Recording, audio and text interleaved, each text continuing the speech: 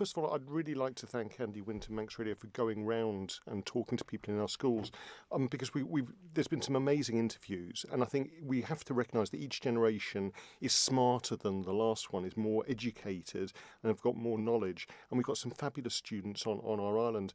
Actually, I think what you've done is exactly the right thing to do in terms of education.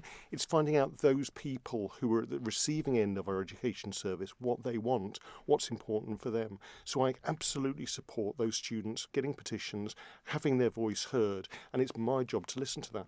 So if you have listened to it then, what would your view on the back of this petition be? Should we provide for 16 to 18-year-olds in sixth form centres across the island free condoms? Yes, but it should be part of a wider strategy. One of the things I'm really enthusiastic about is the education bill that we've got coming through, which is a bit stalled at the moment. But part of that, setting into curriculum, is age-appropriate education about relationships and sex. Now, relationships and sex isn't just about condoms, but they're part of it. We need to be able to give people the right knowledge, the right confidence to make the right choices for them, and that comes down to issues of respect and consent. But condoms are also a big part of it. I want young boys to know about periods. I want young women to know about condoms. It's more than just giving somebody a condom and then letting them put it over banana. It has to be part of a much wider process of age-appropriate sex and relationship education provided by trained teachers. I mean, when I had sex education, it was our PE coach, I think because he was the bravest one in the staff room that day. We need people who can actually come out with the right knowledge, not use scare tactics, enable and empower young people to make the right decisions for them. But you're absolutely right, condoms are part of that. When I was in Ramsey working as a full-time GP, we used to go to Ramsey Grammar School every Friday, and it would be either one of the GPs or one of the practice nurses, and we would give out condoms to those people who wanted them, who needed them. We'd also, if it was appropriate, prescribe the pill to some young women. We even did a few pregnancy tests now and again as well. We were trying to bring services to them, because I think a lot of young people do find it difficult to access those services, particularly if you live outside of Douglas in one of the smaller towns. Going into a pharmacy to buy condoms can be a bit intimidating. And the other issue is, and this is something that was brought up by the sixth former who started this petition, for some people, the cost of things like condoms are just prohibitive. And if we're telling young people, if you're having sex, have safe sex, then we need to give them the ways of doing that, surely. That's absolutely right. We need to provide those those services, but also make sure they can access things like condoms, things like tampons, things like pads.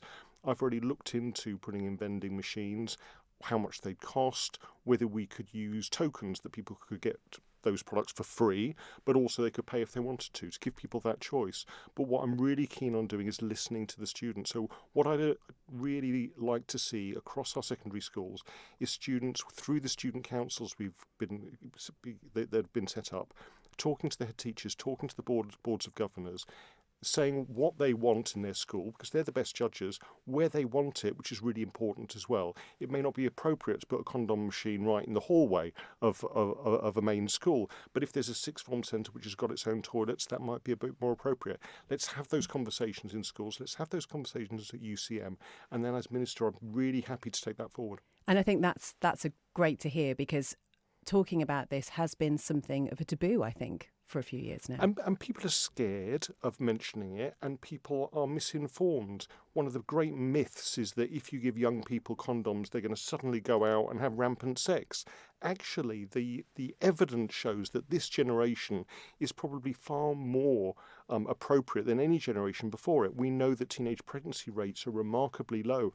We know that sexually transmitted diseases in young people have been going down every year. And again, teenage pregnancies, it's demonised if you have a child when you're young.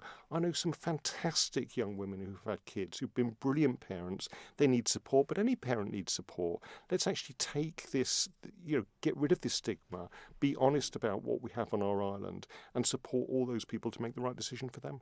Now, we're talking about the fact that the Man and Line has gone into sixth forms around the island and talked about issues, and one of the things that was raised was period poverty.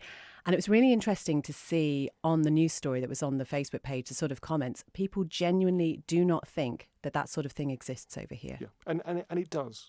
It really does, which is incredibly sad. it happens for a whole range of reasons. People, obviously, women sometimes don't know when their period is going to come on.